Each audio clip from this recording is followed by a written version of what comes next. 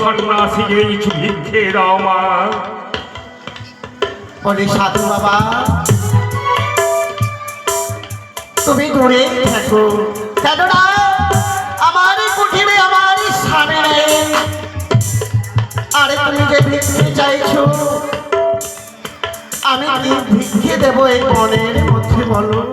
মাগো আমি যে গৃহতলী সন্ন্যাসী, আমি কারো কুটিরে প্রবেশ করি মা। যদি ভিক্ষে দিতে হয় দাও মা, এই কুটি বেরিয়ে এসে আমায় ভিক্ষে দাও মা। না না না, আমি পারবো না মনের শিবর, কেননা আমার যে রয়েছে ঠাকুর, আমার যে রয়েছে সেই লক্ষণের ভাই, সেই গণ্ডির ওয়াল দিয়েছে, সেই গণ্ডির ওয়াল পেরিয়ে আমি যেতে পারবো না।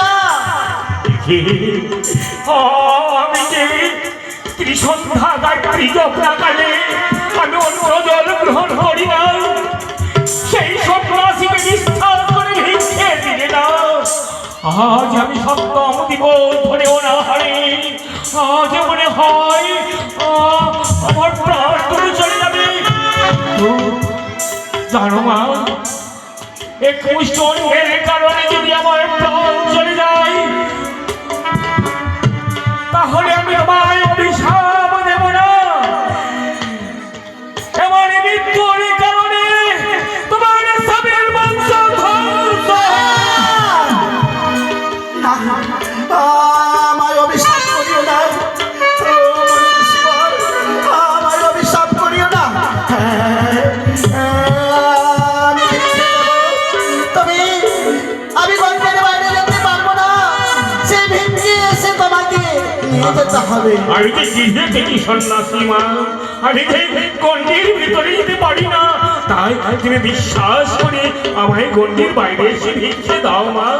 বেশ, যদি যদি সেই মনির এসে বাবা ভিক্ষে চাইতে এসেছে, সেই অচেনা অতিথি হচ্ছে ঠাকুরের মতো, আর যদি আমার এই বাড়ি থেকে সেই অচেনা অতিথি যদি ফিরে যায়, আমার ঠাকুরকে অপমান করা হবে, আমার স্বামী দেবতাকে অপমান করা হবে।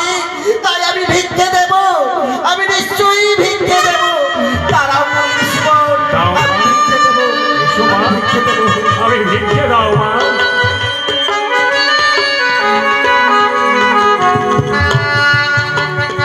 কে